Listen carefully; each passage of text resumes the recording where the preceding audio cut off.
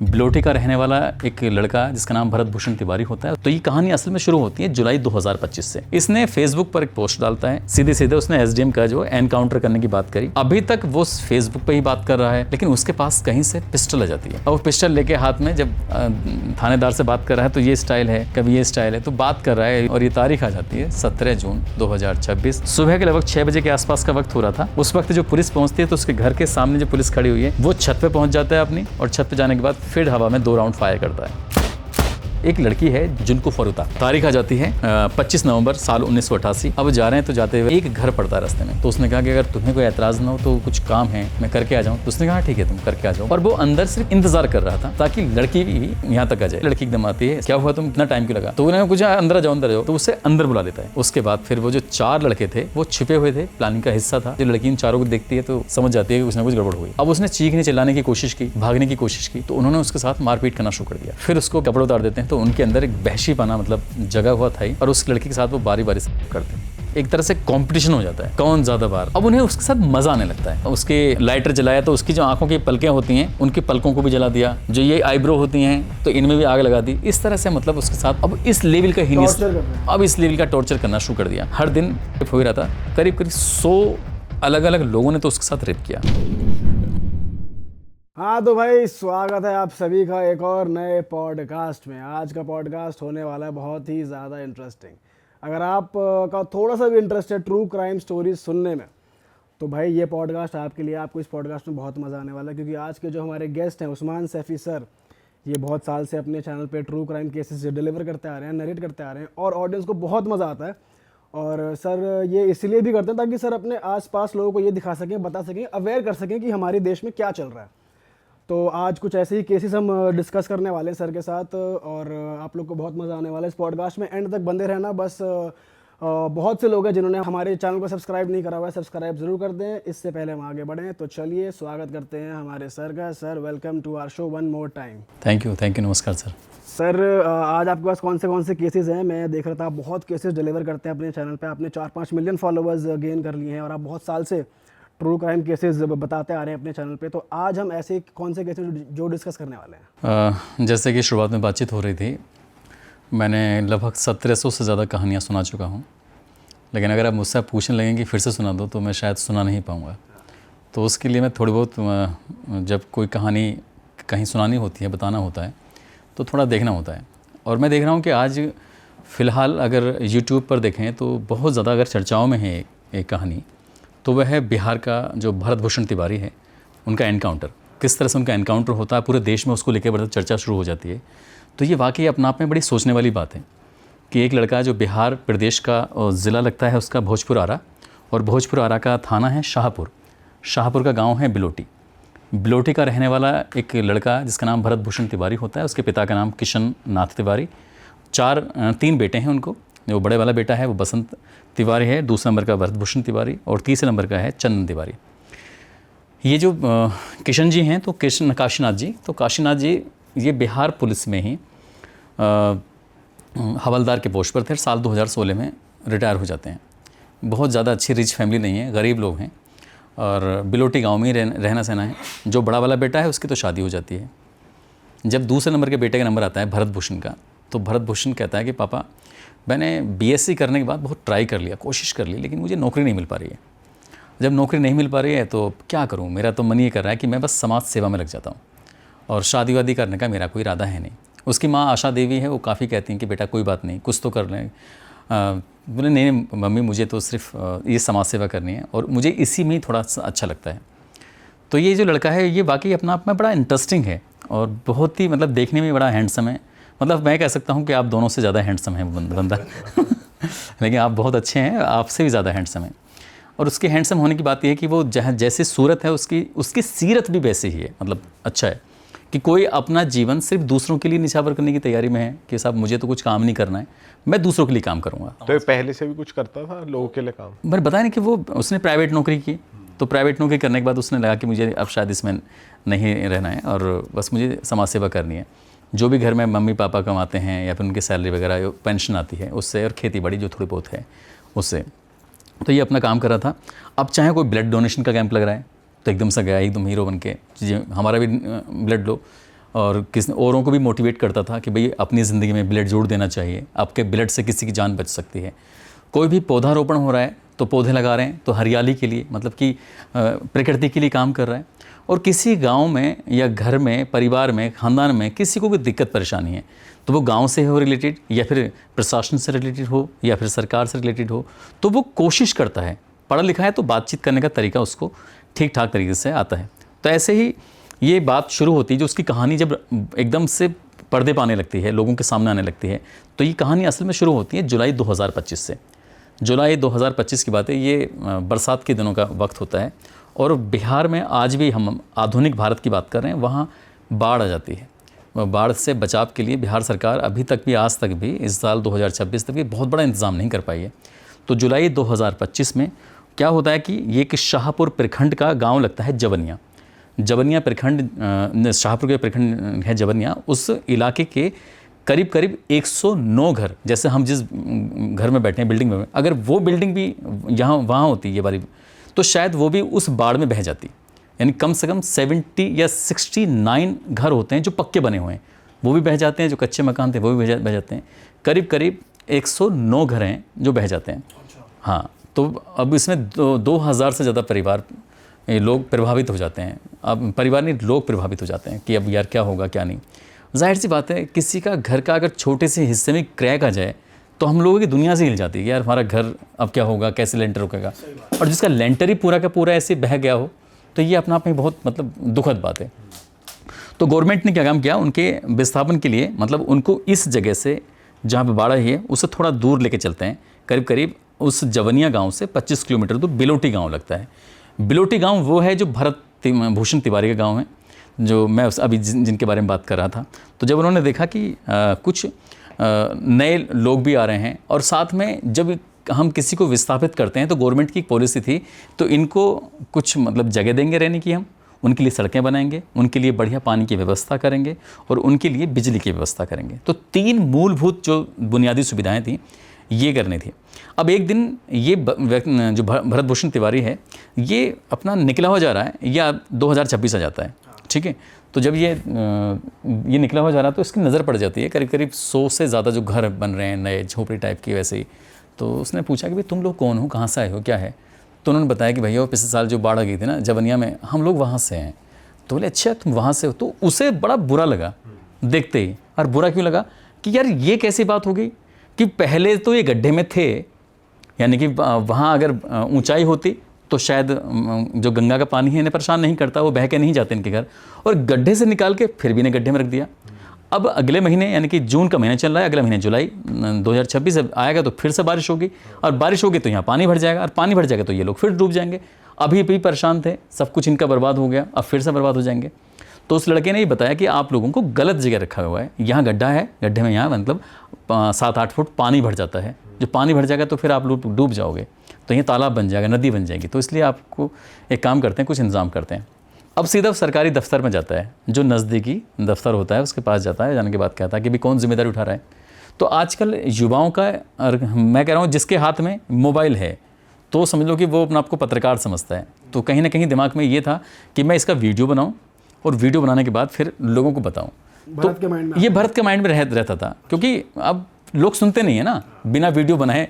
तो वो सरकारी दफ्तर में जा रहा है, जाके उसने वीडियो बनाया कि देखो आप फला जगह ना तो आपने सड़कों के इंतज़ाम कर रखा है, ना आपने बिजली का इंतज़ाम कर रखा है, ना आपने पानी की व्यवस्था कर रखी है, और उन लोगों को आपने विस्थापित कर दिया है। जब इस तरह की बात आती है तो वहाँ जाने के बाद वो उनसे ये शिकायत वगैरह करता ही है। तो शिकायत इसकी कुछ इस तरह से गंभीरता से ली जाती है, नहीं ली जाती है, कुल मिला के थोड़ी बहुत सड़कों की व्यवस्था कर दी जाती है, लेकिन कच्ची सड़कें, पक्की नहीं, जबकि पक्की की व्यवस्था होनी थी। इधर जो ये बाढ़ जो आती है या कुछ भी होता है तो कहीं ना कहीं बात एमएलए से विधानसभा तक पहुंचता है, विधानसभा में मामला उठता है, पत्रकार इसकी रिपोर्टिंग करते हैं, मीडिया में लगातार ये प्रकाशित होता आता है। तो ऐसी कंडीशन में सरकार को सजग होना पड़ता है कि हाँ साल से पहले ही हम लोग स्थिति को थोड़ा ठीक कर लें। अगर हमें गांव की बताऊं, कुछ ऐसे गांव हैं जैसे जवनिया है, दामोदरपुर है, गंगापुर है, और ये मुसोला एक जगह लगती है, जो ये गंगा के तटवर्ती गांव हैं जो तट पे बने हुए हैं। तो इन गाँव के विस्थापित करने के लिए सरकार ने ही, यह है जल संसाधन विभाग, इसने 52.56 करोड़ यानी कि 52.5 करोड़ से ज़्यादा रुपए इनके लिए, एक जो कटाव परियोजना में आए थे उनके लिए जारी कर दिए कि हाँ इनके विस्थापन के लिए, ताकि कोई दिक्कत परेशानी होगी तो हम देख लेंगे। यानी कि पैसा भी अब गवर्नमेंट दे रही है, सब काम कर रही है, उसके बावजूद भी ठीक से काम नहीं कर रहे हैं। पढ़ा लिखा लड़का है भरत भूषण, उसने सब चीज़ों को देखा, शायद उसने सर्च कर लिया होगा कि पैसा मिल रहा है, उसके बाद भी इनकी व्यवस्था ठीक नहीं हो रही है। तो वो सरकारी दफ्तर में जाता है और जाने के बाद उनको गरियाना शुरू कर देता है। गरियाना है इनकी गाली दे के बात करना, उन्हें बदतमीजी करना उनके साथ कि तुम काम कैसे नहीं करोगे, और हम तो समाज सेवा का बेड़ा उठाए हुए हैं, समाज सेवा करेंगे, लोगों की विस्थापन की पूरी बात करेंगे। तो जब ये लगातार इस तरह की बातें कर रहा है तो, और जब भी काम करता है तो वो लाइव डाल देता है फेसबुक पर, या मैसेज बना कर डाल देता है कि आज हमने ये काम किया, रिकॉर्ड हो रही है हर चीज़। तो वो रिकॉर्ड कर रहा है हर चीज़ को, अपना बीच बीच में वीडियो बना के डालना है, सब चीज़ करना। तो ऐसे करते करते उसका जो मामला थोड़ा सा आगे बढ़ जाता है। लेकिन जैसे जैसे जुलाई के नज़दीक आ रहा है तो वैसे वैसे उसके अंदर अग्रेसिव हो रहा है, गुस्से में आ रहा है कि तुम बारिश होने से पहले पहले काम क्यों नहीं कर रहे हो। तो ये एक तारीख है, ये 12 तारीख है या 13 जून की बात है। इसने फेसबुक पर एक पोस्ट डालता है और पोस्ट डालने के बाद ये ऐलान करता है कि यहाँ अगर ईमानदारी से काम करना है और यहाँ अगर आना है हमारे बिलोटी गांव में, तो ईमानदारी से काम करने के हिसाब से आया जाए। अगर आप लोग वैसे मक्कारी करोगे तो बहुत ज़्यादा पिटाई लगेगी, यानी कि वो खुद मारेगा उन्हें जो। तो उसने ये कह के डाल दिया। जब रोज़ रोज़ पोस्ट कर रहा है, साथ ही उसने ऐसा बताया जाता है कि वहाँ के जो जगदीशपुरा के एसडीएम हैं, जिनका नाम है संजीत कुमार के नाम से उन्होंने एक पोस्ट डाल दी, और पोस्ट में बड़ी खतरनाक बात लिखी थी। सीधे सीधे उसने एसडीएम का जो एनकाउंटर करने की बात करी। हाँ, कि मैं इसका एनकाउंटर कर दूंगा, इसको मैं जान से मार दूंगा, इस तरह की उसने एक तरह से चुनौती दे दी थी, जान से मारने की धमकी दे डाली थी। अब शायद पुलिस जागती है भाई। पहले से वो बाबू को, किलर को, या किसी को भी बोल रहा है तो कोई दिक्कत नहीं हुई, लेकिन जब बात एसडीएम लेवल पर आती है तो फिर जाहिर सी बात है ये बात पुलिस तक पहुंच जाती है। और ये शायद पहली तारीख थी 15 जून 2026 सुबह के लगभग जो समय हो रहा था, ये 9 बजे के आसपास। और उसने पोस्ट में लिख दिया था कि क्रांतिकारी युद्ध का ऐलान, कि अब क्रांति होगी, अगर काम नहीं होगा तो अब होगी क्रांति। तो भरत भूषण तिवारी का जो ये ऐलान था, उस ऐलान के बाद उसने ऐसा बोला तो बात अधिकारियों तक पहुंची।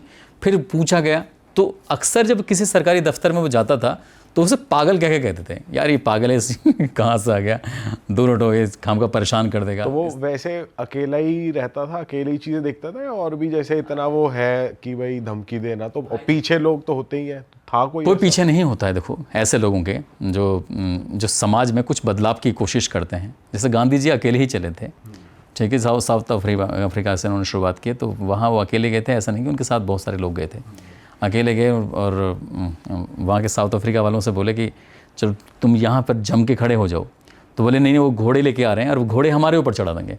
तो उसने कहा कि कुछ भी हो जाए लेकिन हमें यहाँ से हटना नहीं है। तो जब गांधी जी अपने खड़े रहते हैं, वो अंग्रेज़ लोग थे, वह जब घोड़े लेके आ रहे थे तो ये हिलते ही नहीं हैं। अगर ये हिल जाते, डर जाते तो शायद ये भाग जाते घोड़े वाले, कुछ लोगों के ऊपर चढ़ा देते। लेकिन गांधी जी नहीं हटते हैं तो फिर अंग्रेज़ लोग आते तो ज़रूर हैं लेकिन घोड़े चढ़ा नहीं पाते। तो यहाँ से अंदर से गांधी जी क्या था कि बिना लड़े, बिना मारे, बिना गाली दिए, बिना हिंसा किए भी हम जीत सकते हैं। तो उन्होंने फिर यहीं से उनकी फर्स्ट शुरुआत थी, और वहाँ साउथ अफ्रीका से कोशिश कर इंडिया आए, और उन्होंने फिर देश को आज़ाद कराने में क्या कुछ नहीं किया, सब जानते हैं। और इसलिए शायद आज हम नोटों पे गांधी जी को देखते हैं। तो ऐसे ही था भरत भूषण तिवारी का, वो लगातार इस तरह से लड़ाई लड़ रहा है। तो उसके बाद फिर उसके घर पर पुलिस पहुँच जाती है 15 जून 2026 सुबह के लगभग 9 बजे के आसपास। जब पुलिस जाती है, पुलिस जाने के बाद बाहर खड़े होकर वही पुलिस का जो एक स्टाइल होता है, भरत बाहर निकल, कहाँ है, कोई दो चार हो सकता है बदतमीजी वाली गालियाँ भी दी हों, उल्टा सीधा भी बोला हो पुलिस ने, जिस तरह से बोला गया। उसके बाद फिर वो था ही नहीं, लेकिन उसके बूढ़े माँ बाप जो काशीनाथ जी आ जाते हैं, उसकी माँ आशा देवी आ जाती हैं। आने के बाद कहती हैं कि बाबूजी देखो हमारा लड़का थोड़ा दिमाग से गर्म है, वैसे वो मांग तो ठीक उठा रहा है, जो बेचारे परेशान हैं बाढ़ से, तो आप उनकी मदद करने के लिए तो एक काम करो, हम ना उसे समझा देंगे। तो पुलिस यहाँ से चली जाती है, ठीक है, ये 15 तारीख को। फिर दोबारा पुलिस आती है दोपहर के समय। तो पहली बार में तो मेरा लड़का मिलता नहीं है, दूसरी बार में भी भरत मिलता ही नहीं है। जब दूसरी बार में नहीं मिलता, पुलिस आके फिर वही अपना रोब गालिब करती है, धमकाती है, और हम देख लेंगे, या कुछ भी एक पुलिस का जो अंदाज़ होता है बात करने का। पुलिस का भी ऐसा तो नहीं कि बाबूजी ऐसा बाबूजी तो पुलिस या तो बड़े बदमाश या बड़े नेताओं या मंत्रियों के लिए, शासन प्रशासन के लिए करती है, लेकिन किसी गरीब आदमी को बाबूजी कह के कभी बात नहीं करती। तो वहाँ क्या अंदाज़ा रहा होगा, आप अंदाज़ा लगा सकते हैं। उसके बाद तारीख आती है 16 जून 2026। ये समय लगभग 8 बजे के आसपास रहा होगा। अब यहाँ पर बदलाव हो जाता है कुछ। अभी तक वो फेसबुक पे ही बात कर रहा है या मैसेज करके बात कर रहा है, लेकिन उसके पास कहीं से पिस्टल आ जाती है। और वो पिस्टल लेके हाथ में जब थानेदार से बात कर रहा है तो ये स्टाइल है, कभी ये स्टाइल है, तो बात कर रहा है। ये उसकी अपनी लाइसेंस पिस्टल है? नहीं, लाइसेंस नहीं है, वो नंबर 2 की लेट के बात कर रहा है कुछ इस अंदाज में। तो अब थानेदार बात कर रहा है तो ये वीडियो बन रहा था। पुलिस के भी लोग वीडियो बना रहे हैं, वो खुद भी वीडियो बनवा रहा है अपनी, और बनाने के बाद उस वीडियो को सोशल मीडिया पर अपलोड कर देते हैं। वो पूरे देश भर में इतनी तेज़ी के साथ वायरल होती है कि यही मामला था जो पूरे देश का ध्यान एक साथ भरत भूषण तिवारी पर खींच लिया गया। और जैसे ही मामला सामने आता है उसके बाद फिर वीडियो वायरल होनी शुरू हो जाती है। अब क्या ज़िला रह गया, क्या गांव रह गया, पूरा प्रदेश नहीं पूरे देश भर में फैल जाता है। तो फिर कहीं ना कहीं पुलिस को ये उनकी ईगो हर्ट हुई कि एक तरफ तो वो फेसबुक पे भी धमकी दे रहा है, दूसरे पे वो हमें भी पिस्टल दिखा रहा है, लेकिन किसी ने इस पिस्टल के बैकग्राउंड की स्थिति को नहीं जाना कि वो किसी गरीब की मदद करने के लिए कोशिश कर रहा था और उसकी अभी तक कोई सुनवाई नहीं हो रही है। इसलिए तो कहीं से उसने पैसे का इंतजाम किया। पैसे का इंतजाम करने के बाद उसने पिस्टल का इंतजाम किया। पिस्टल का इंतजाम करने के बाद फिर वो अपने आने लगता है, और जैसे सामने आता है तो उसके बाद फिर जाहिर सी बात है पुलिस को लगा कि कुछ गड़बड़ हुई है। अभी शायद उसी दिन दोपहर के बाद फिर पुलिस आती है। जब फिर पुलिस आती है तो पुलिस इसको मतलब गिरफ्तार नहीं कर पाती।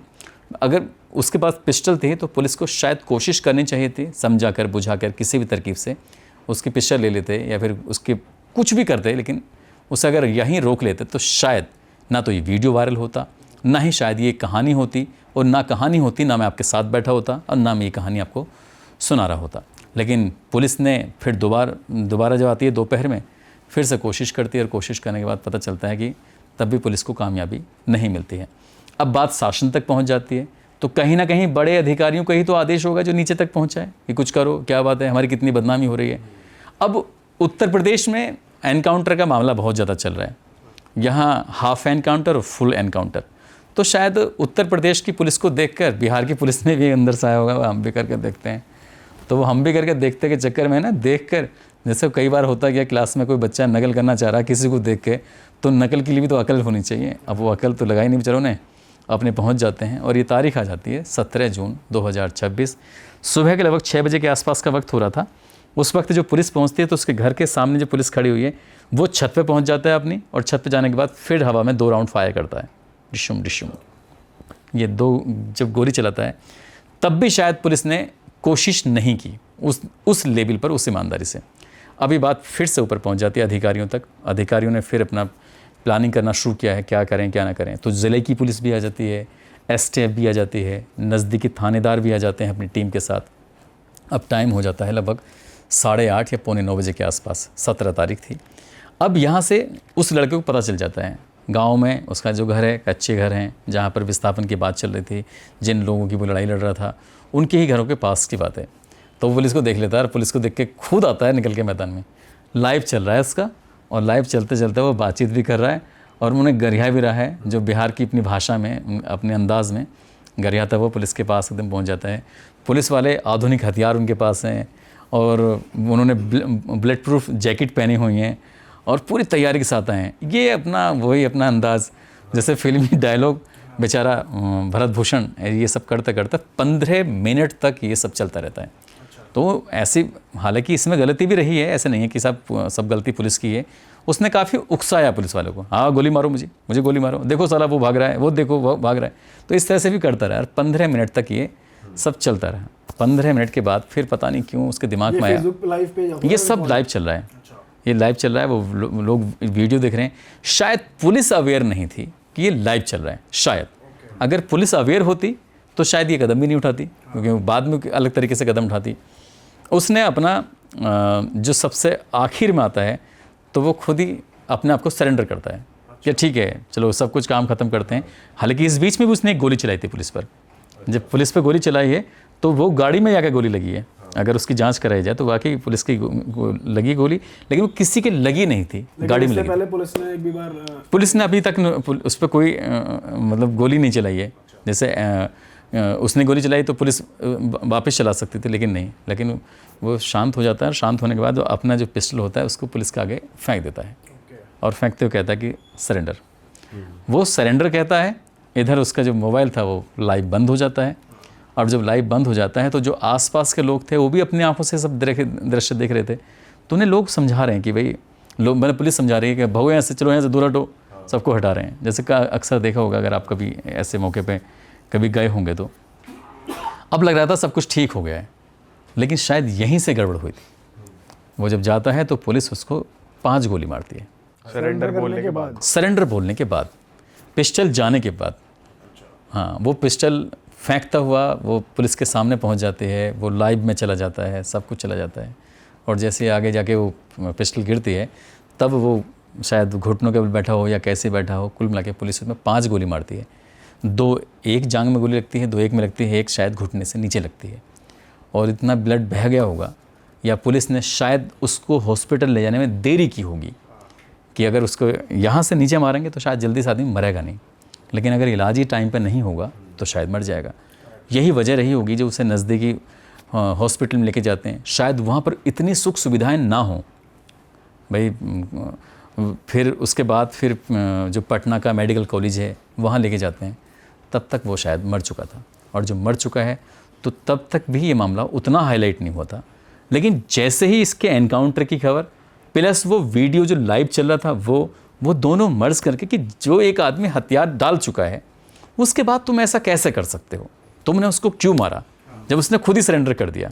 और फिर 1-2 दिन पहले आप खुद मीडिया में प्रेस रिलीज जारी करके कह रहे हैं कि वो मानसिक रूप से विकसित है, वो उसका मानसिक संतुलन खराब है। जब आप खुद इसको एक्सेप्ट कर रहे हैं, हालांकि वो वाले पोस्ट पुलिस ने हटा दी थी, कि हटा इसलिए दी क्योंकि वो अपने ही जाल में खुद उलझ रही थी।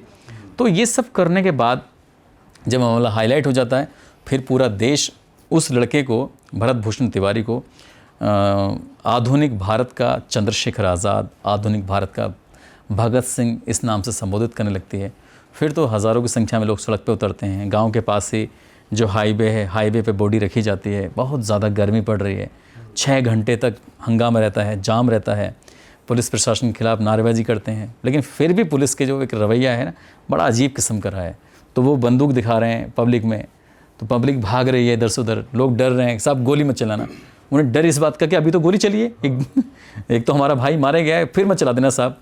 तो वो चीख रहे हैं, आवाज़ लगा रहे हैं। फिर जब मामला हाईलाइट होता है तो फिर तो वहाँ पर एक तरह की महापंचायत लग जाती है। महापंचायत लगने के बाद फिर उसको शहीद का दर्जा दिलाने की बात करते हैं। लेकिन वही बात फिर से वहीं जहाँ से चले थे वहीं से शुरू करते हैं कि जुलाई 2025 में जो लोग बाढ़ से पीड़ित थे उनको विस्थापित करने के लिए दूसरी जगह लाया गया था। गरीब लोगों की मांग उठा रहा था, चाहे वो बिजली की हो, चाहे वो सड़क की हो, चाहे वो पानी की हो, और गवर्नमेंट उनके लिए पैसे भी जारी कर रही है।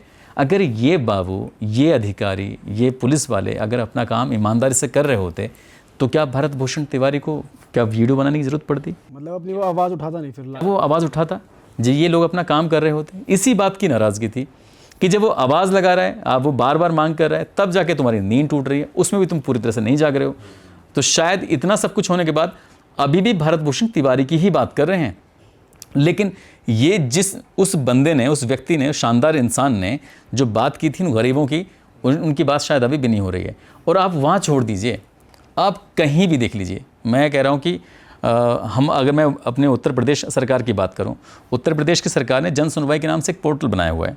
वो पोर्टल जो बनाया हुआ तो उस पोर्टल में आप अपने किसी भी विभाग की शिकायत उसमें कर सकते हैं। शिकायत कर सकते हैं, आप डिमांड कर सकते हैं, मांग कर सकते हैं। तो जैसे मैंने मांग की कि भाई हमारे घर के बराबर में एक सरकारी पार्क है, तो वहाँ हाई मास्क लाइट लगनी चाहिए। तो हमारे देश को आज़ाद हुए कितना समय हो गया? साल 1947 को आज़ाद हुआ है, ठीक है, और 2026 चल रहा है। तो इतने दिनों में भी हमारे नगर पालिका से जवाब ये आया है कि साहब कोई पहली बार इस तरह की मांग कर रहा है कि हाई मास्क लाइट, यानी कि नगर पालिका को यही नहीं पता कि हाई मास्क लाइट होती क्या है। तो जो डेवलपमेंट अथॉरिटी है वो लगवाती है, हमें नहीं पता। तो इतना तो खैर तरक्की हम लोगों ने की है उसका, लेकिन उसके बावजूद भी हाई मास्क तो छोड़िए, वो अगर कोई वैसी जो उनकी होती है स्ट्रीट लाइट होती हैं वो लगवा देते, लेकिन उस पार्क में नहीं लगी हुई। तो व्यक्तिगत खर्चे पर मैंने सोचा कि क्यों इनके आगे हाथ पैर फैलाने, लेकिन हाँ वो हाई मास्क लाइट थोड़ा कई लाख रुपए की लग जाती है। तो इसलिए मजबूरी में आदमी क्या नहीं कुछ नहीं करता। तो एक और मैं मज़ेदार बात बताता हूँ मेरे घर के बराबर में एक रजवाहा बह रहा है, ठीक है, जैसे गंगा का पानी जो छोटे छोटे नालों टाइप के रजवाहे होते हैं उसमें, ताकि खेतों की सिंचाई हो सके।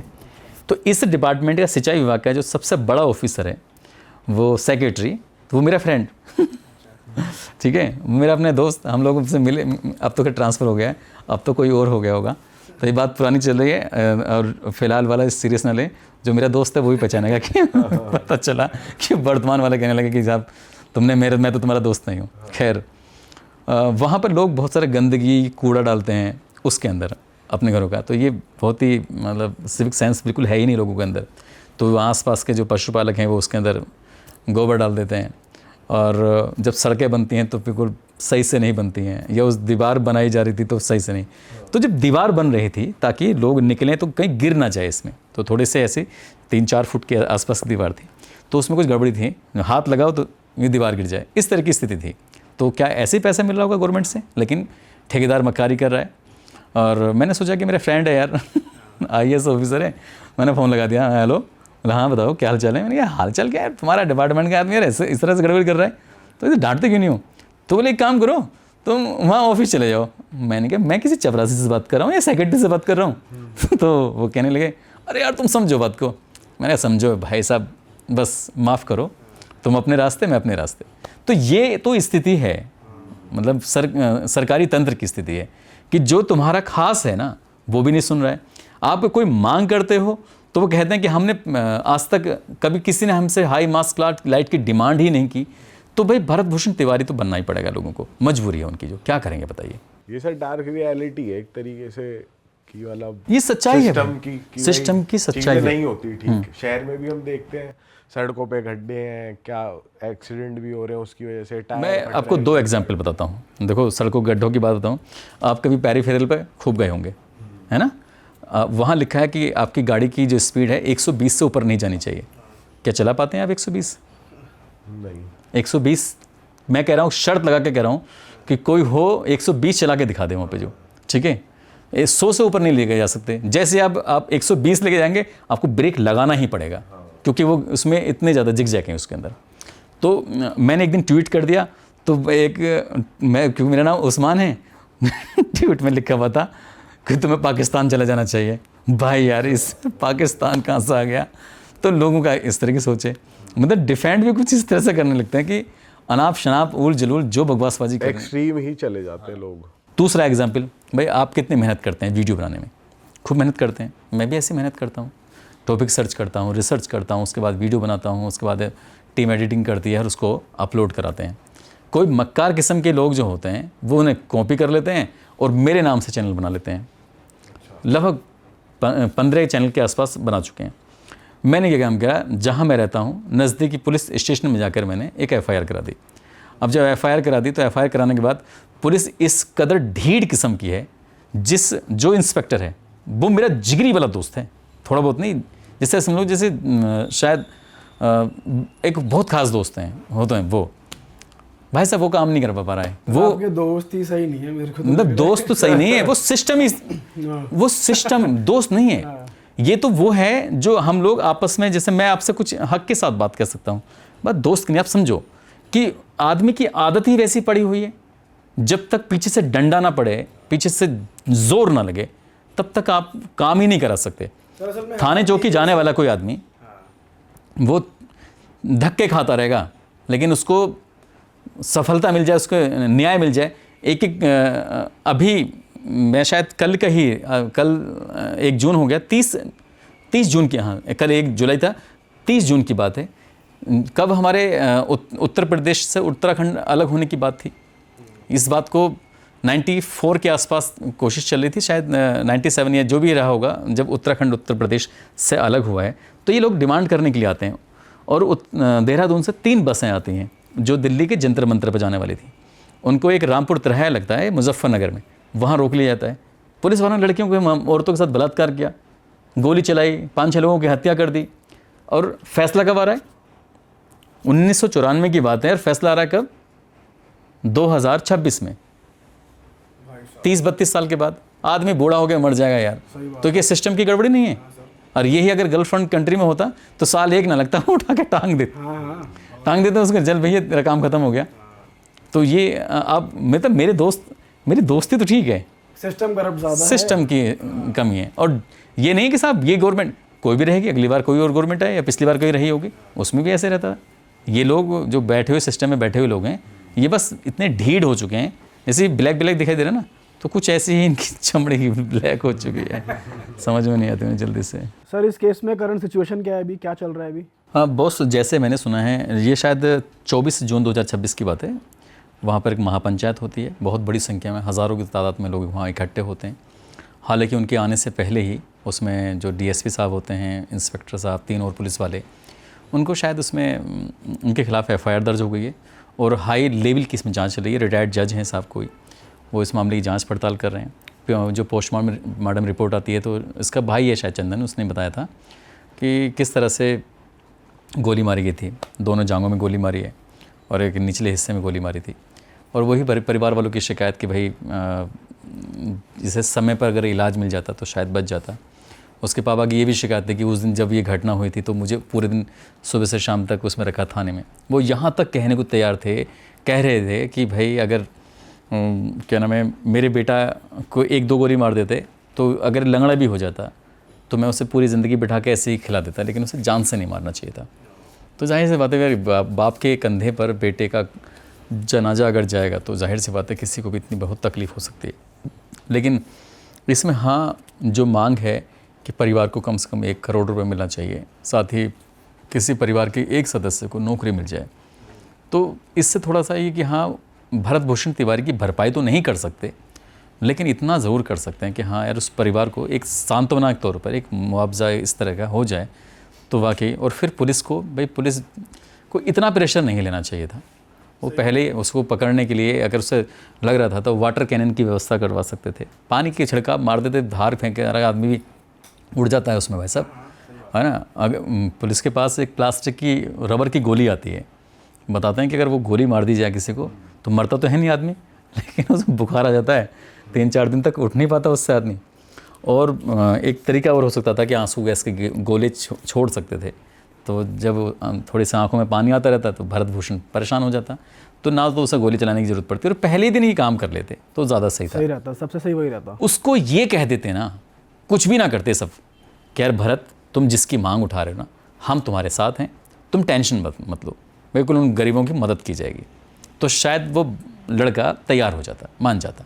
लेकिन पुलिस को देखिए जैसे जैसे आगे बात चलती चली जाती है, कहीं ना कहीं पुलिस इसमें ईगो पे ले जाती है और ईगो की वजह से ही शायद इतना बड़ा कांड हो और अब शायद उन लोगों के बारे में बात भी नहीं हो रही थी जिनके लिए आवाज़ उठाई जा रही थी। हाँ देखो सारा केस इधर हो गया। वैसे मैंने 1-2 जगह पढ़ा है कि हाँ कुछ काम कर रही है, लेकिन अब जुलाई का महीना शुरू हो गया है, बारिश देखो आज भी हम यहाँ नोएडा में बूंदाबांदी तो हुई रही थी ठीक ठाक, तो ये तो लगातार बारिश बढ़ेगी। जब पहाड़ों पर बारिश होगी तो फिर पानी चलेगा मैदानों की तरफ, चलेगा समुद्र की तरफ चलेगा, और जब पानी अपना रास्ता बनाएगा, अब चाहे भरत का घर हो या फिर किसी का भी घर हो, अगर रास्ते में इंतज़ाम ठीक नहीं होंगे तो जाहिर सी बात है फिर मकान गिरेंगे, फिर लोग बह जाएंगे उसमें। सर आप एक केस और बता रहे थे बुलंदशहर का ऑफ कैमरा, तो वो उसके बारे में बात करते हैं, वो क्या केस है? हाँ वाकई वो अपना आप में बड़ा इंटरेस्टिंग केस है, बड़ा अगर आप सुनेंगे उसके बारे में तो आप खुद सोचने पड़ जाएंगे। ये केस है उत्तर प्रदेश के ज़िला बुलंदशहर का, और एक लड़की ट्यूशन पढ़कर अपने घर जा रही थी। रात के लगभग 8:30 बजे के आसपास का वक्त हो रहा था। ये तारीख थी 2 जनवरी साल 2018, और उस दिन इतना कोहरा था कि वहाँ से 2-3 मीटर तक का भी नहीं दिखाई दे रहा है। अब उस लड़की का घर जो रहा होगा मुश्किल से मुश्किल 10 मीटर या 15 मीटर के आसपास रहा होगा। वो अपने घर के एकदम करीब पहुँच जाती है, और अचानक से कुछ लोग आते हैं, उस लड़की को पकड़ते हैं, उसका मुंह भींचते हैं ताकि वो चीख ना सके, और उसके बाद फिर उसका किडनैप कर लेते हैं। अब जब किडनैप करते हैं तो लड़की साइकिल से ही ट्यूशन के लिए गई है, साइकिल से ही ट्यूशन से वापस आई है, तो सबसे पहले तो उसकी साइकिल छूटी। कुछ थोड़ा सा और जब खींचा आपस में हुआ तो फिर जो उसका मोबाइल था वो उसका वहीं गिर जाता है। उसके बाद जो उसका एक पैर का जो जूता था या चप्पल जो भी उसने पहना था वो गिर जाता है। जो उसका स्कूल बैग है या फिर जो ट्यूशन बैग जिसमें रखा हुआ है तो वो पीठ से निकल के वो गिर जाता है। तो इस जो भी उसके पास उस वक्त ज़रूरत की चीज़ें थी वो गिरती चली जाती हैं। अब लड़की का एक टाइम ही होता है, ट्यूशन पढ़ने जाएगी, फिर वापस लौट के आएगी, तो घर वालों को एक अंदाज़ा है कि बेटी इस वक्त तक आ जाएगी। जब वो बेटी नहीं आती है तब उसे घर वाले पूछते हैं कि भाई कहाँ गई। वो 12वीं क्लास की छात्रा है, उसका बोर्ड का एग्ज़ाम है, उसकी वो तैयारी में लगी हुई है, पढ़ने में बहुत होशियार, देखने में बहुत सुंदर, अच्छे घर की लड़की, सब कुछ ठीक ठाक था। लेकिन अचानक से यूँ गायब होना, अब घर वाले उसको आवाज़ लगाते हैं, आसपास जब निकलते हैं तो साइकिल बाहर पड़ी हो घर के बाहर, तो साइकिल देख के थोड़ी सी घबराहट सी होती है, क्योंकि कोहरा है तो सब चीज़ नहीं दिखाई दे रही, और थोड़ा बहुत आगे पीछे दाएं बाएं जब चला जाता है तो उसका बैग मिल जाता है, उसका चप्पल मिल जाता है, उसके जो गिरा हुआ मोबाइल था वो मिल जाता है। धीरे धीरे करके सारा सामान मिल गया। अब पूरे घर वालों को ये बात पता चल जाती है कि बेटी के साथ कुछ गड़बड़ हो गई है। तुरंत ही उन्होंने 112 नंबर पर पुलिस को फ़ोन किया। अब फ़ोन करने के बाद कहा कि जो हमारी बेटी इस तरह से ट्यूशन पढ़ने के लिए निकली थी, लेकिन वापस लौट के नहीं आई और उसका सामान यहाँ पर पड़ा हुआ है। अब क्या सिचुएशन रही होगी, क्या नहीं रही होगी, जैसे ये बात कही जाती है तो जो नज़दीकी पुलिस स्टेशन है वो कोतवाली का देहात पुलिस स्टेशन है वो लगता है।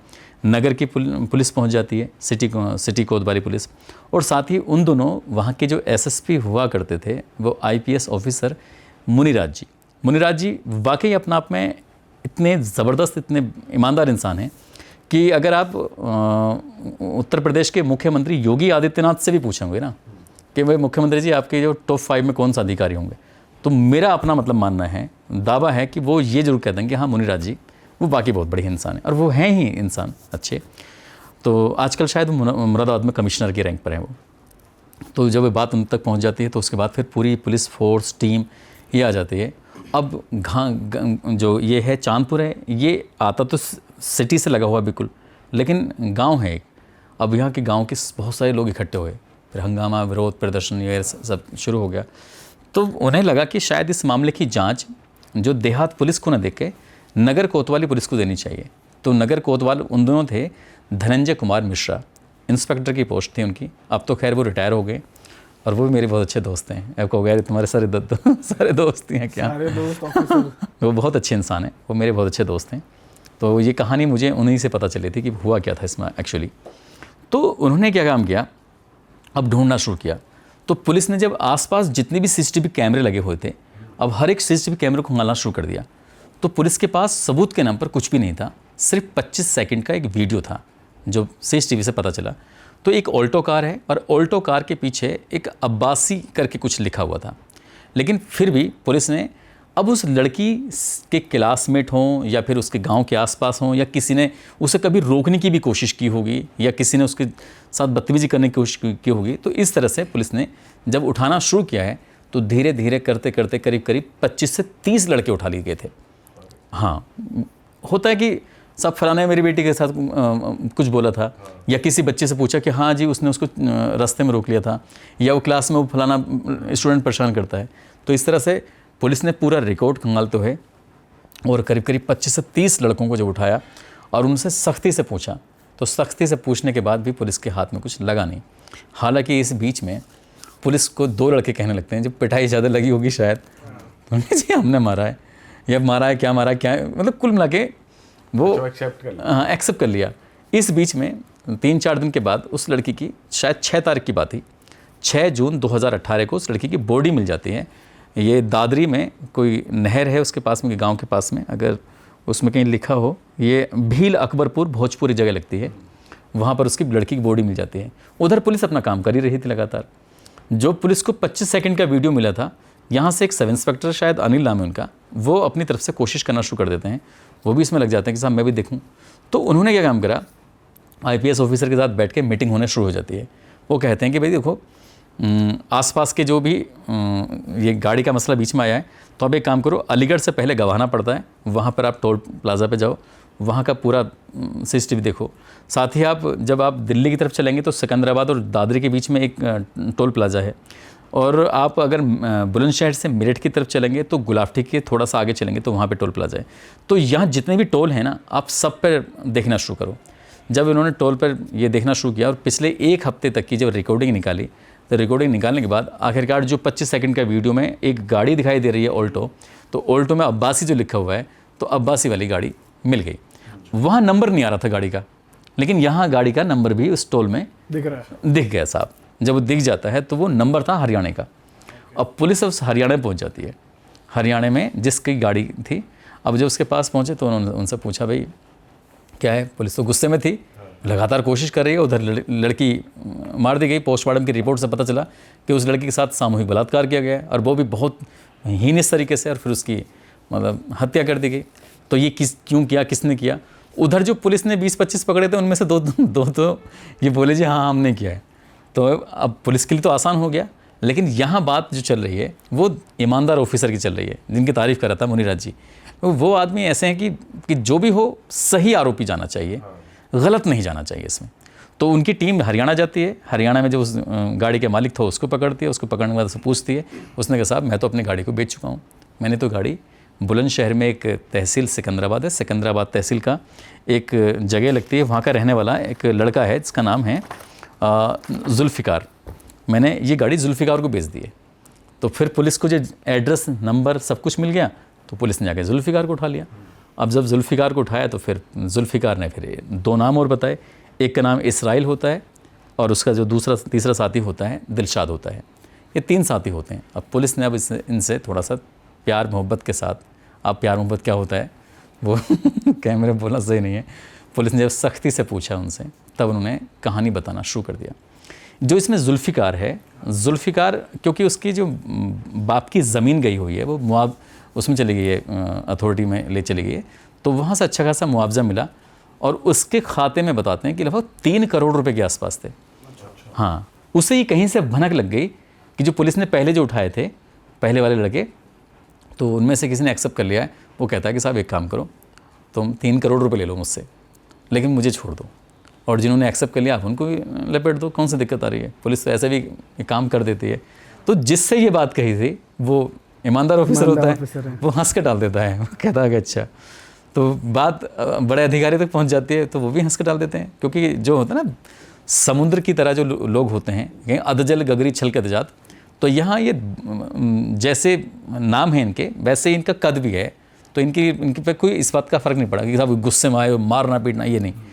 तो उन्होंने क्या किया, अब पूरे घटनाक्रम के बारे में जाना कि आखिरकार क्या मामला, कैसे तुमने घटनाक्रम को अंजाम दिया, तुमने क्यों उस लड़की के साथ ऐसा किया, जबकि तुम्हारा उससे सीधा कोई कनेक्शन भी नहीं है।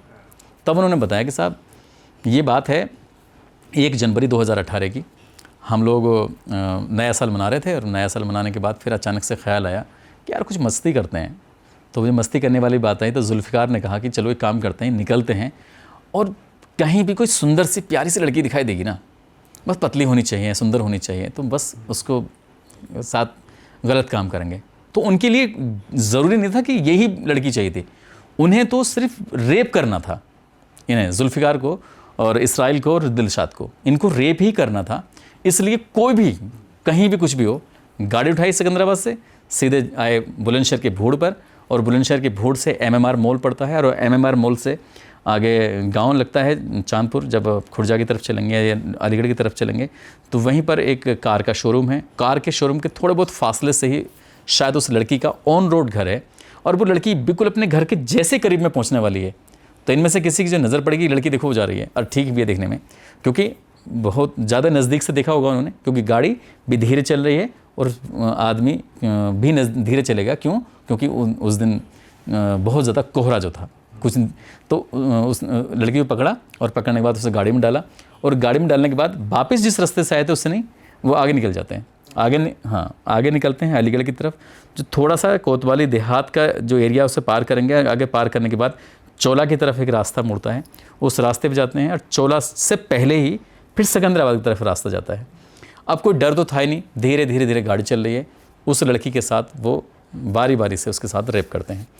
ये जब पुलिस पूछताछ में बताते हैं कि लड़की कह रही थी कि कुछ भी करो लेकिन मुझे मारो मत, वो बार बार उस लड़की को मार रहे थे, क्योंकि वो परेशान हो रही, तकलीफ़ हो रही थी, तो उसके साथ गलत जब कर रहे थे, तो वो इतनी ज़्यादा डर गई थी, भयभीत हो गई थी, कि उसकी जब चीख निकलती थी, उन्होंने उसके मुंह को दबाने की कोशिश की, तो मुंह दबाते दबाते कब उसका दम घुट गया, उसका पता नहीं चला। ये सब करते रहे, गाड़ी चल रही है। जब ये सिकंदराबाद पहुंच गए या फिर और थोड़ा आगे पहुंच गए, तब उन्हें शायद एहसास हुआ कि शायद लड़की तो मर चुकी है। मतलब उसके साथ जो रेप कर रहे थे, कई बार उनके साथ ऐसे कर लिया उन्होंने, और जब उन्हें एहसास हुआ कि मर चुकी है, तो उसके बाद फिर उस लड़की को दादरी के पास जो भोजपुर जो इलाका है, तो उस भोजपुर इलाके में उसकी लाश को वो फेंक देते हैं, और फेंकने के बाद वो गायब हो जाते हैं, ऐसे जैसे कि उन्होंने कुछ करा ही नहीं है। लेकिन जब ये घटनाक्रम का लोगों मतलब खुलासा होता है तो बिल्कुल भी यकीन नहीं हुआ कि यार कोई इतना मतलब कैसा दरिंदा हो सकता है कि ये तो निकल ही ऐसे रहे घर से सोच के वो कि सोच के करना ही निकल है, ये क्या मानसिकता है। क्या मानसिकता देखो। हाँ, तो ये ऐसा करना है और ये जब सब कर लेते हैं तो उसके बाद फिर चार्जशीट लगाई जाती है। जो बाप को मुआवजे का पैसा मिला था शायद वो जेल में ही कुछ थोड़ी सी ज़्यादा सुख सुविधाओं के चक्कर में वहाँ उसने खा पी भी लिए होंगे। लेकिन मार्च 2021 के आसपास की बात है, फिर मामला जब अदालत पहुँचा तो अदालत पहुँचने के बाद इन्हें तीनों को सजाए मौत का हुक्म सुनाया गया था कि इन्हें फांसी के फंदे पर तब तक लटका के रखा जाए जब तक इनके प्राण ना निकल जाएं। क्योंकि अब इसके बाद और भी उनके पास रास्ते हैं कि वो भाई निचली अदालत से फैसला गया है, फिर वो हाई कोर्ट जाएंगे। अगर हाई कोर्ट में भी फांसी की सज़ा सुनाई जाती है तो फिर वो सुप्रीम कोर्ट जाएंगे। सुप्रीम कोर्ट भी कहता है कि नहीं जी, इन्हें फांसी की रखनी है, तब वो राष्ट्रपति के जाएंगे और तब तक कम से कम 15-20 साल हो जाएंगे। उसके बाद फिर वो ये एक एप्लीकेशन डालेंगे कि अगर मैं फांसी ही देनी थी तो 2021 में क्यों ना दी, हमें इतनी देर के बाद क्यों दे रहे हो। तो फिर उनकी सज़ा को कम कर दिया जाएगा। सज़ा कम हो जाएगी तो भाई इनका भाई चरित्र बहुत अच्छा है, जेल में रहकर भी अगर कैरेक्टर अच्छा नहीं होगा, जेल में रहकर भी अगर बदमाशी करेगा तो फिर क्या रह गया।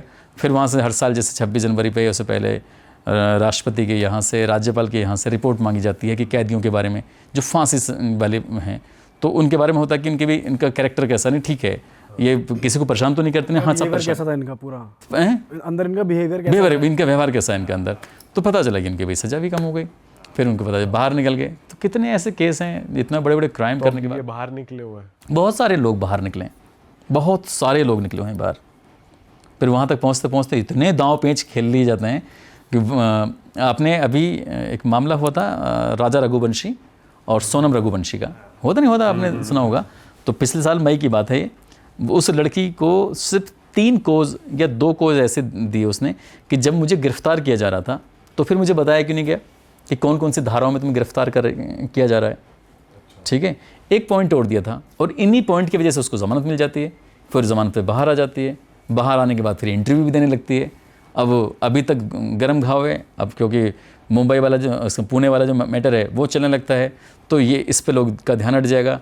अब कुछ दिन के लिए सिया का और केतन अग्रवाल का चलेगा, उसके बाद फिर चीज़ें आगे बढ़ती चली जाएंगी। खैर, मैं वो जो IPS वाली बात बताया था, मैं उस वाली बात को पूरी करूं कि ये बात मैं क्यों दावे के साथ कह रहा हूं। एक गाज़ियाबाद में भी ऐसे केस हुआ था कि बहुत दिनों से केस नहीं खुल रहा था और ये प्रभारी बना के भेजे थे, यानी कि पूरा चार्ज नहीं दिया था गाज़ियाबाद का उन्हें, तो मुनिराज जी को। तो जब यहाँ आते हैं तो उन्होंने कहा कि ऐसे केस निकालो जो बहुत बहुत पुराने केस हैं, जो सोल्व भी नहीं हुए। तो एक केस ऐसा था जो 4-5 साल से सोल्व नहीं हुआ था। तो पुलिस ने जब उस पर केस पर काम करना शुरू किया तो पता चलता है कि एक महिला को अपने ही पड़ोसी जो रिश्ते में उसका देवर लगता है उससे प्यार हो जाता है। हस्बैंड को जब ये बात पता चलती है तो हस्बैंड इसका विरोध करता है। जब विरोध करता है तो क्या काम करते हैं, उसको मारते हैं हस्बैंड को, और मार के घर के अंदर ही दफन कर देते हैं। अब देवर के लिए तो कोई रोक टोक नहीं है, कभी भी आएगा कभी भी जाएगा। तो कई साल तक उसकी जो लाश है वो घर के अंदर ही दफन है। और जब इनके ये आते हैं तो उन्होंने फिर बातचीत की, जो भी जांच अधिकारी था उससे सवाल जवाब की। जब सवाल जवाब करते हैं तो फिर ऐसे ही करते करते पता चलता है कि वो तो घर के अंदर ही दफन है। तो निकालते हैं। तो इस तरह का काम उनका करने का तरीका है मुनिराज जी का। और ये दावा वाली बात, और मुख्यमंत्री तारीफ़ क्यों करेंगे योगी आदित्यनाथ, इसके पीछे की वजह यह है कि एक बड़े नेता ने, बुलंदशहर का ही था, उसने सीधे सीधे DM से पंगा ले लिया। और पंगा क्या ले लिया कि एक शायद IAS ऑफिसर थी, वो रात में खाना खाने के बाद अपने जो DM रोड पर जो अपने सरकारी आवास बने हुए हैं वहाँ पर टहल रही थी। कोई सिरफिरा आया और उनके हाथ मार गया चलते चलते। अब भाई उसे ये नहीं पता होगा कि मैं किसके हाथ मार रहा हूँ, एक IAS का मार गया। अब ये बात लीक हो गई, बात पता चल गई, तो उन्होंने अधिकारी से कहा। तो पता चला कि उस कॉलोनी को, यानी कि DM की जो कॉलोनी है उसको जोड़ने के लिए एक और कॉलोनी है जो आपस में मिलते जुलते हैं। तो वो लोग इस रास्ते से निकल जाते हैं जो जहाँ पर ऑफिसरों के घर बने हुए हैं। तो उन्होंने कहा कि एक काम करते हैं भाई, ये यहाँ पर दीवार लगा देंगे तो ये लोग नहीं आएंगे हमारे इधर। अब उनका राइट था भाई, हमारे कॉलोनी में क्यों आ रहे हैं, आपके यहाँ भी मैं आया हूँ तो एक गेट से होकर आया हूँ, बाकी चारों तरफ दीवार खिंची हुई है। तो उन्होंने भी ये सोचा कि अधिकारियों ने, DM साहब ने, कि चलो ठीक है दीवार कर देते हैं। तो वहाँ के स्थानीय लोगों को ये बात बहुत ख़राब लगी कि यार ऐसे कैसे हो सकता है कि तुम कैसे दीवार लगा सकते हो। जब दीवार इन्होंने लगाई तो फिर नेता लोग पहुंच गए, वही बीजेपी के नेता थे, गन लेके हथौड़े लेके, और वो दीवार तोड़ दी। जब दीवार तोड़ दी तो फिर तो अब तो वो नेता वर्षित प्रशासनिक अधिकारी हो गए। अब डीएम को तो बड़ा लगा खराब कि यार मेरी तो बड़ी बेइज्जती हो गई, ऐसे कैसे हो जाएगा। डीएम ने अपनी फोर्स लगाई। फोर्स लगाने के बाद तो ये जैसे आपकी दीवार होगी तो ये होगी 9 इंची की। 9 इंची मतलब कि लगभग इतना एरिया हो गया, ठीक है। एक तो उन्होंने बनाई 27 इंची की दीवार, ठीक है। तो यानी इतना इससे बीच वाले में सरिया भर दिए और कंक्रीट भर दिया उसके अंदर।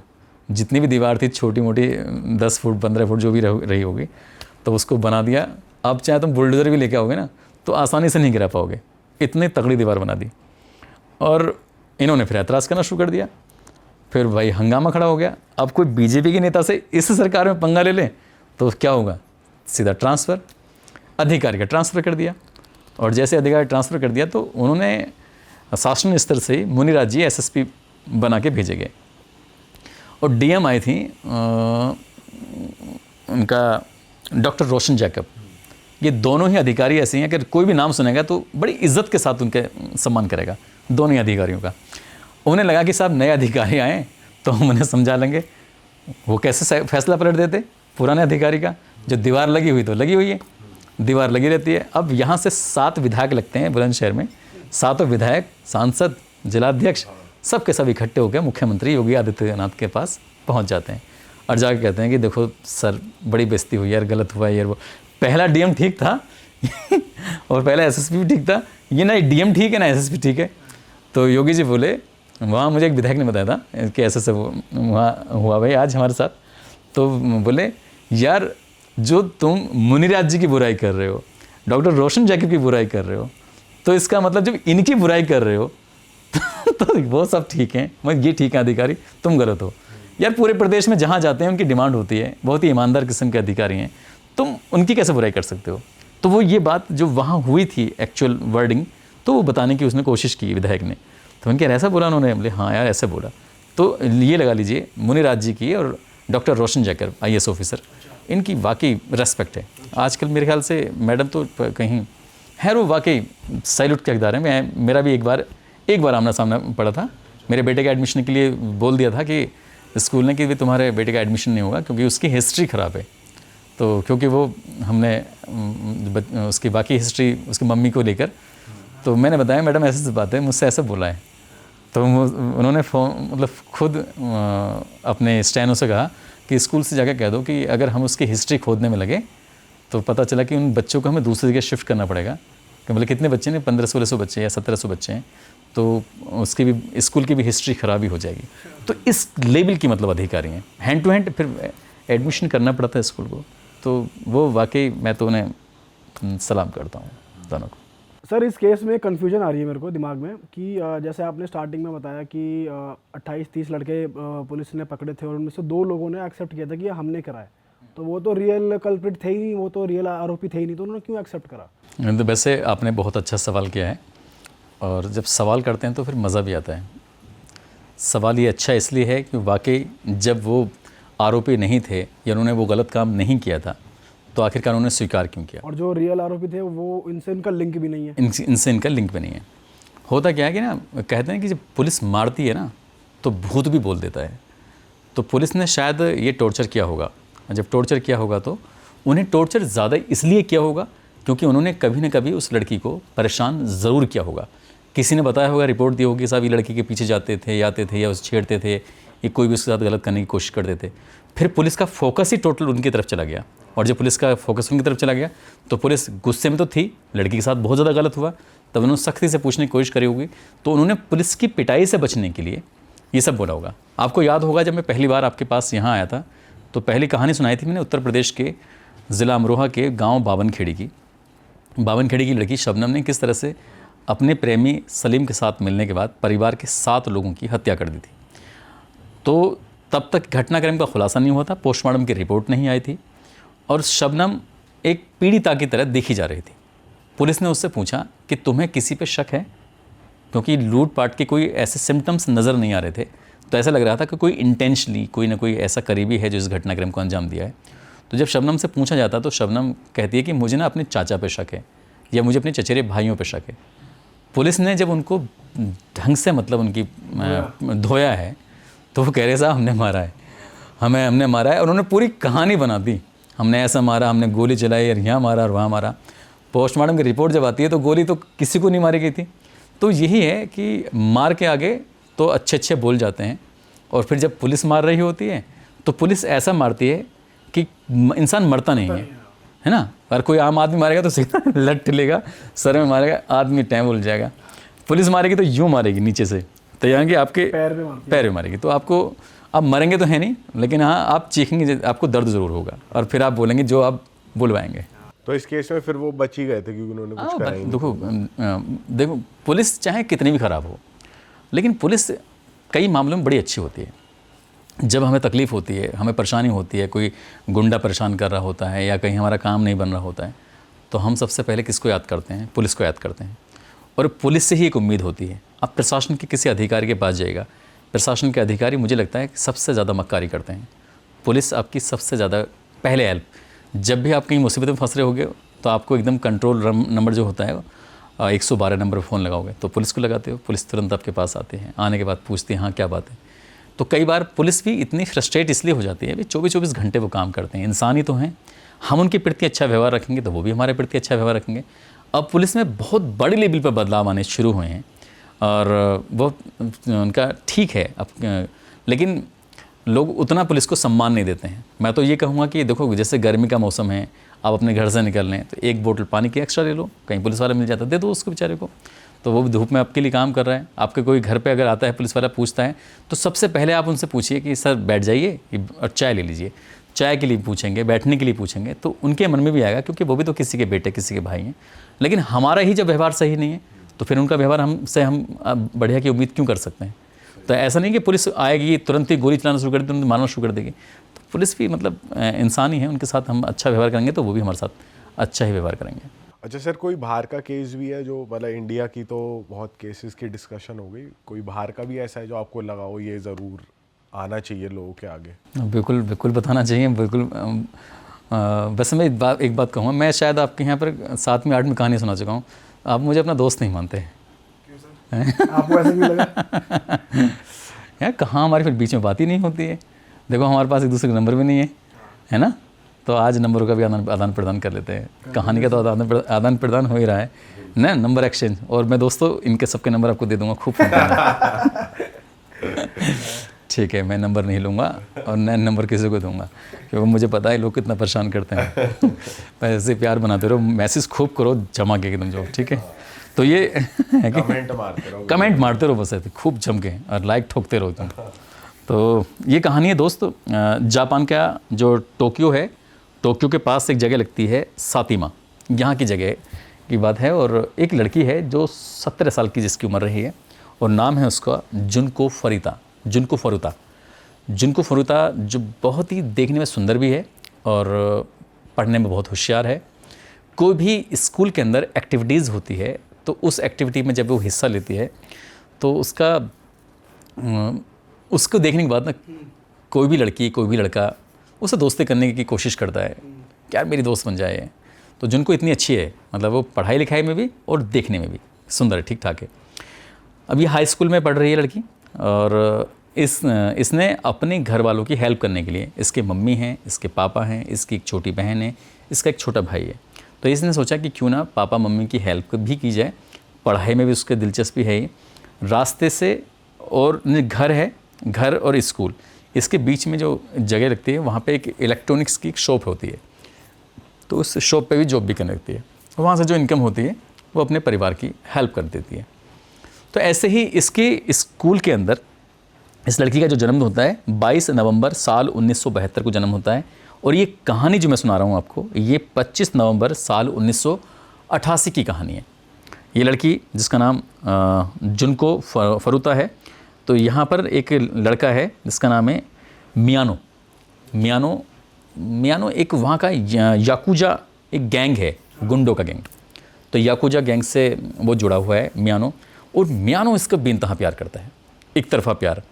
उसने एक दिन उस लड़की को जब देखा अकेले में तो उससे बोला कि मैं तुमसे बहुत प्यार करता हूँ, तुमसे शादी करना चाहता हूँ, तुम्हारे साथ ज़िंदगी बिताना चाहता हूँ, जो भी है XYZ। उसने उस लड़की को इम्प्रेस करने के लिए वो सारी बात कही। लड़की को ये लड़का बिल्कुल भी पसंद नहीं था। क्यों? क्योंकि वो गुंडों के, मवालियों के गैंग में रहता है और वो जो गैंग है वो गलत सलत काम करता है, उल्टे सीधे नाप शनाप काम करता है। तो इसलिए उससे दूर। उसने कई बार उसको प्रपोज़ करने की कोशिश की। तो ये सब ऐसे ही मतलब चल रहा है। तो वो लड़की अपने काम से काम, स्कूल से घर, घर से स्कूल, या फिर स्कूल से अपने इलेक्ट्रॉनिक शॉप पर, या फिर घर, मतलब वो ज़्यादा मतलब नहीं रखती है। लेकिन स्कूल में किसी भी तरह की कोई एक्टिविटीज़ होती है उसमें ज़रूर हिस्सा लेती है। तारीख आ जाती है 25 नवंबर साल 1988।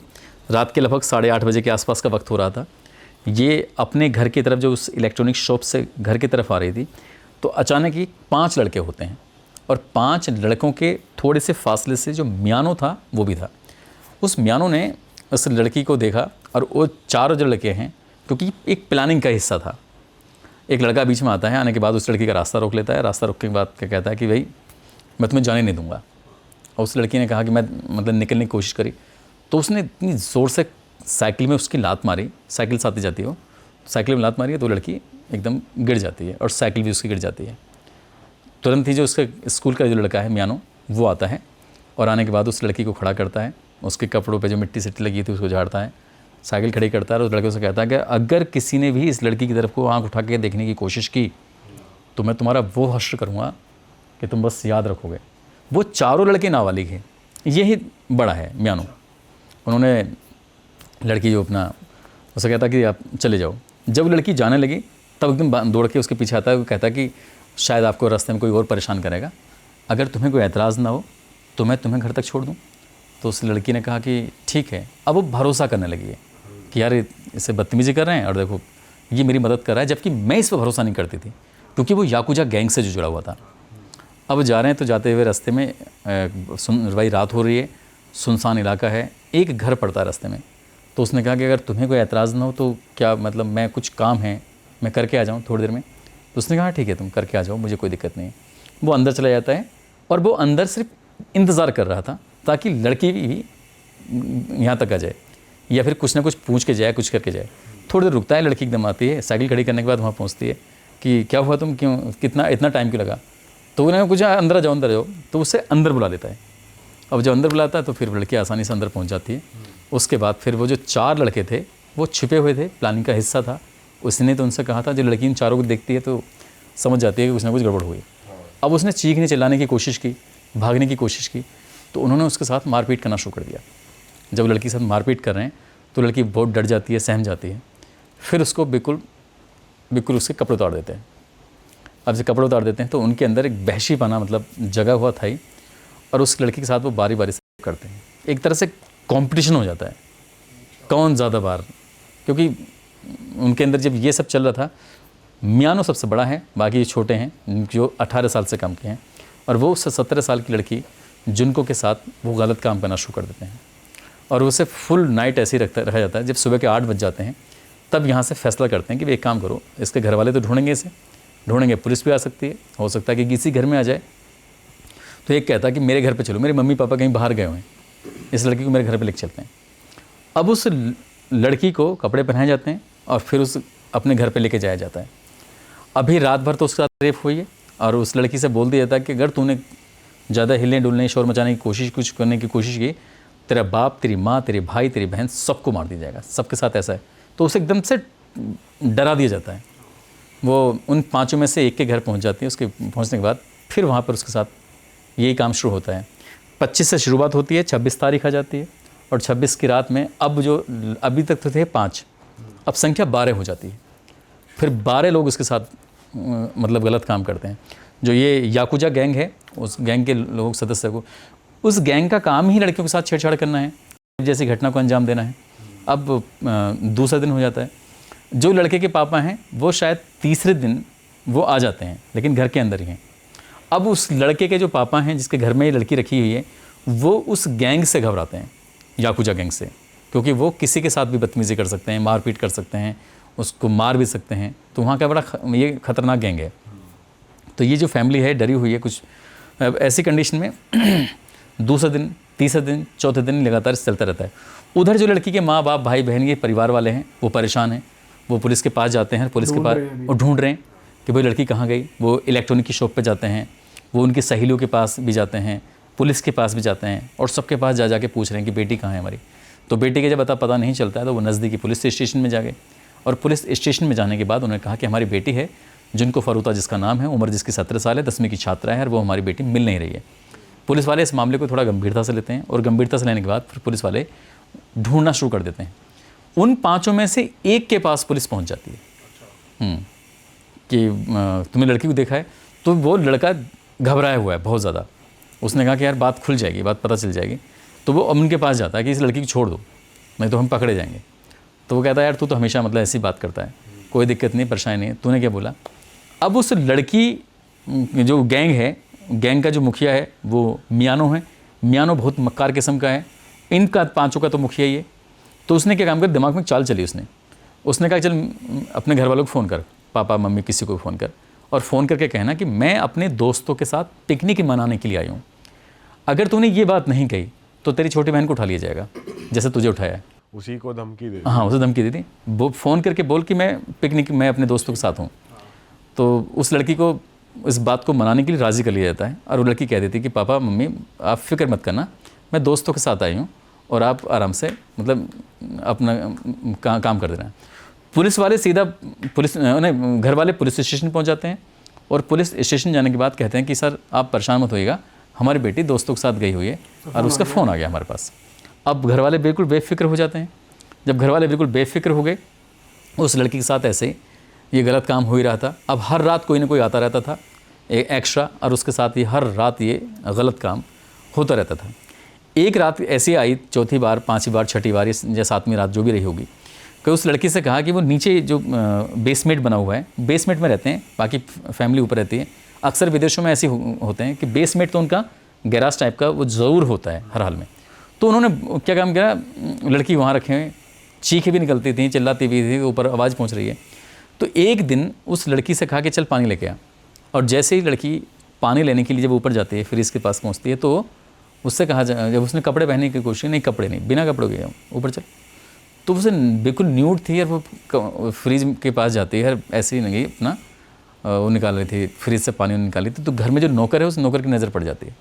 वो एकदम मालिक के पास पहुँचता है, मालिक देखो ऐसे बात है, मैंने एक लड़की को देखा घर के अंदर और वो यहीं नीचे ही है बेसमेंट में, और देखो आवाज़ भी आती थी, मैं तुमसे कहता भी था, तो आप एक काम करो, मदद कर दो। तो उसने डर की वजह से, क्योंकि वो याकुजा गैंग से डरता है, वो कह नहीं पाया, कुछ भी नहीं कर पाया और कहता है कि तू अपना काम कर। तो एक चांस था उस लड़की के पास बचने का, वो नहीं बच पाई और वक्त आगे बढ़ने लगता है। अब उन्हें उसके साथ मज़ा आने लगता है, जो भी काम कर रहे हैं ये तो कर ही रहे हैं, लेकिन उस लड़की को पिटाई करना।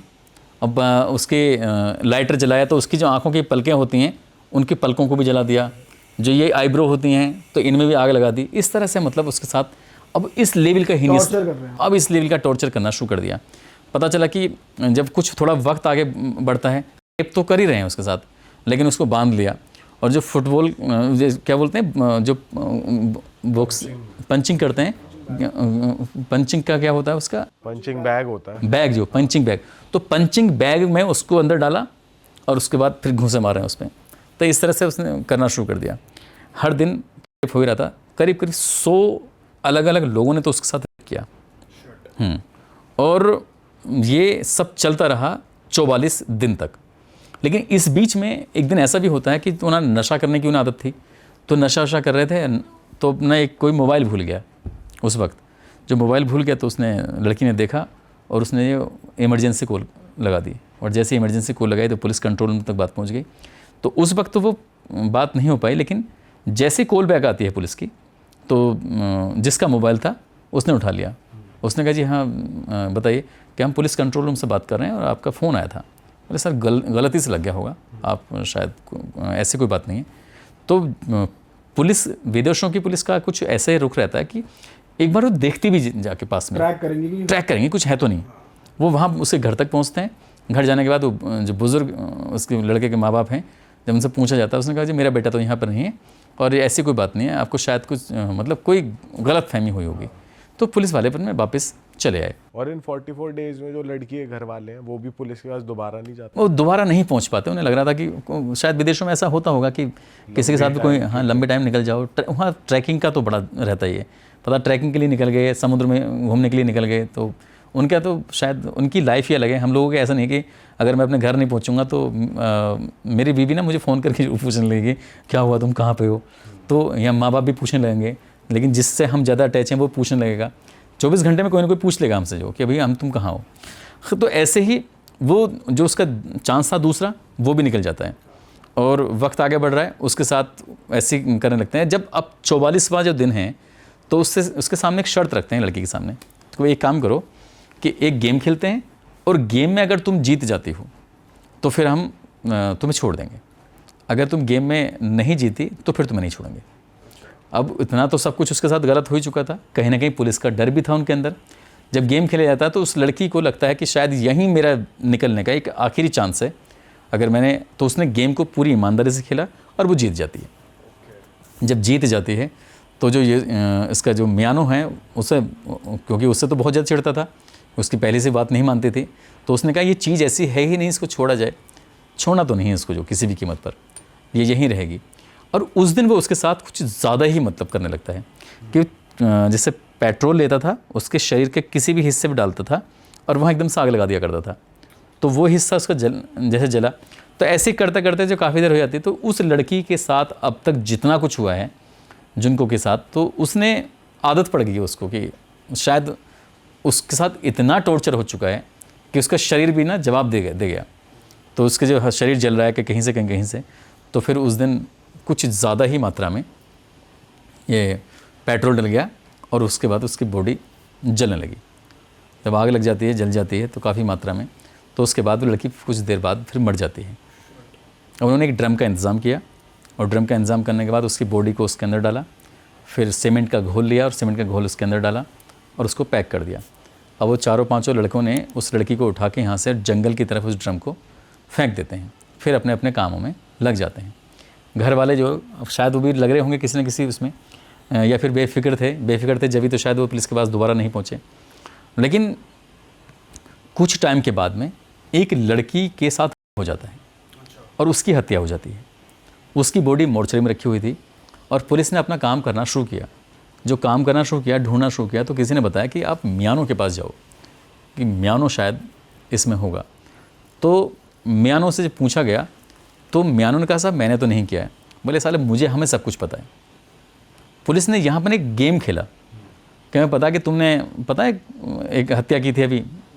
तो ऐसे ही तुक्का मारा पुलिस ने, और जब तुक्का मारा तो उसने कहा साहब मैं अकेला नहीं था, उसमें और भी थे। अब पुलिस खोल तो रही है इस केस को और वो बता रहा है उस केस के बारे में। तो वो बोले पुलिस वाले बोले यार ये बोले साहब मैं आपको एक चीज़ दिखाता हूँ। चलो ठीक है दिखाओ। तो वो जंगल में लेके जाता है और जंगल में ले जाने के बाद जो वहाँ पर ड्रम रखा हुआ है उस ड्रम को देता है, और वो ड्रम जो रखा हुआ है तो उसके अंदर वो पत्थर बना हुआ है, उस देखा जाता है, फिर तोड़ फोड़ की जाती है। उसके बाद फिर उस लड़की की लाश उससे निकाली जाती है। तब तो शायद वो बेकार भी होगी। फिर घर वालों को बताया जाता है, उसके बारे में, लड़की के बारे में बताया जाता है। तो फिर इन लोगों के खिलाफ FIR दर्ज होती है, इसमें चार्जशीट लगती है। चार्जशीट लगने के बाद जो म्यानो था, क्योंकि वो बड़ा था तो उसे 25 साल की सज़ा सुनाएगी। लेकिन ये जो नाबालिग थे, सब जितने भी थे नाबालिगों को और बाकी जो और आरोपी थे उनको लगभग 7 साल की सज़ा सुनाएगी। अब इसमें जो बाकी ये जो बस म्यानो हैं, तो म्यानो को लगता है कि मैं अगर उच्च अदालत में जाकर, ऊपरी अदालत में जाके अपील करूँगा तो शायद मुझे कोई राहत वहाँ से मिल जाएगी। तो उसने जो ऊपरी अदालत में राहत लेने की गया तो उसकी सज़ा 25 साल की जगह 30 साल कर दी गई, यानी कि सज़ा बढ़ा दी गई उसकी। तो ऐसे ही पत्रकारों का काम होता है कि चीज़ों को खोजना। तो ऐसे ही एक पत्रकार एक पुलिस वाले के पास गया हुआ था, उसने पूछा कि भाई क्या कोई बात हो, कुछ स्टोरी हो तो बताओ। तब उसने कहा कि एक स्टोरी है। तो उसने उस स्टोरी को ये कवर किया और उस लड़की का जो फ़ोटो था वो, उसको लड़की का फ़ोटो उस लड़के को मिल जाता है, यानी कि पत्रकार को। उसके बाद ये पूरी कहानी उसमें उसकी मैगज़ीन में आती है, और जी मैगज़ीन में पूरी कहानी आती है जापान के टोक्यो से। तब उस घटना के बाद जब जिसने भी उस दौर में कहानी पढ़ी थी तो शायद उस ऐसा बताते हैं कि ये पूरी दुनिया में ऐसा किसी ने नहीं किया होगा जैसा जुनको फुरुता के साथ ऐसा हुआ था। तो उस वक्त पे, ये उससे पहले किसी ने इतना हीनियस नहीं सुना होगा कि इसकी ये आईब्रो जला दी है, उसकी आंखों की पलकें जला दी, उसके फुटबॉल बॉक्सिंग वाला उसका बैग बना के उसको मार रहे हैं, उसके ऊपर जो डंबल होता है, डंबल को छोड़ दिया ऊपर से, वो गिर रहा है, तो उसके शरीर के ऐसा कोई शायद हिस्सा नहीं बचा होगा जहाँ पर उसको चोट ना पहुँचाई होगी।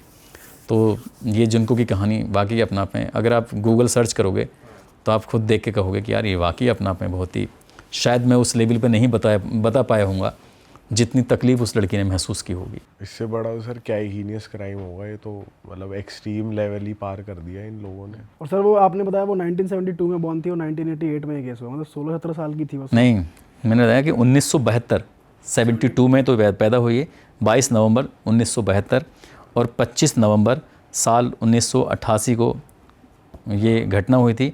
और ये खुलासा ये जो शायद 4 जनवरी 1989 को ये इसका घटना का खुलासा हुआ था। ऑल राइट सर, पॉडकास्ट को ख़त्म करते हैं। हर बार की तरह आपकी नरेशन बहुत ही ब्यूटीफुल रही, बहुत अच्छे से आपने तीनों केस बताए एंड आई होप कि आप, जो हमारा मोटिव रहता है कि ऑडियंस को अवेयर करें कि भाई देश विदेश में चल क्या रहा है, किस कदर क्राइम हो रहे हैं। और बस ऑडियंस से हम यही बोलेंगे, अगर आप को ऐसी और स्टोरीज सुननी है तो सर का चैनल आप चेकआउट कर सकते हो। सर का चैनल यहाँ पे स्क्रीन पे आ रहा है, नीचे डिस्क्रिप्शन में भी लिंक है, जाके चेकआउट करो। और हम आपको मिलेंगे नए पॉडकास्ट में। टिल देन अपना ख्याल रखो और that is it. Bye bye, see you, take care. Bye bye, see you, tata. Sir कुछ कहना चाहते हैं आप जाने से पहले? आपके माइंड में कुछ है मुझे लग रहा है। मेरे माइंड में वैसे फ़िलहाल तो कुछ है नहीं, लेकिन मैं बस इतना कहूँगा कि जो हम ये कहानियाँ सुनाते हैं, और कहानी सुनाने का सिर्फ मेन मकसद यही होता है कि आप इससे अवेयर हो जाएं। और जिस 3 घटना मैंने जैसे बताई हैं मुख्य रूप से, हालांकि बीच में 1-2 घटनाओं के बारे में और भी बताया है, भरत तिवारी वाला मसला है वो बताया था। तो आपके आसपास अगर कुछ नहीं होता है तो ऐसा नहीं कि आप एकदम से हिम्मत हार जाएं और एकदम से अग्रेसिव हो जाएं। आप अपनी मांग को रखिए, संवैधानिक दायरे में रहते हुए, अग्रेसिव नहीं होना है। और दूसरा, एक लड़की स्कूल से निकलती है, ट्यूशन के लिए निकलती है, उसके बाद अपने घर पहुंच नहीं पाती, तो उस लड़की के साथ जो हुआ तो उसमें बचने के कोई चांस ही नहीं थे, क्योंकि जो क्राइम करने वाले थे वो पूरी तरह से इसका उनका मकसद था कि लड़की मिलेगी, उसको पकड़ेंगे, उसका ट्रैप करेंगे। ऐसे ही तीसरी का जो लड़की थी उसको भी ट्रैप किया गया था, जिनको फरुता को, उसके भी बचने के चांस कम थे। लेकिन आप अगर हर वक्त अलर्ट मोड में रहोगे, आप देख के चलोगे हाँ कि अब हमारे साथ कुछ भी हो सकता है, तो शायद आपके साथ कुछ भी नहीं होगा। तो इसलिए अलर्ट रहना, यानी कि सतर्क रहना ज़रूरी है और सचेत रहना ज़रूरी है। और ये कहानी आपको इसलिए सुनाई जाती है ताकि आप जागरूक रहें और आप लोग सब अपना ख्याल रखें। चलो जी, इसी नोट पे हम भी करते हैं इस पॉडकास्ट को ख़त्म। Bye bye, see you, take care. थोड़े से जागरूक रहो, अलर्ट रहो।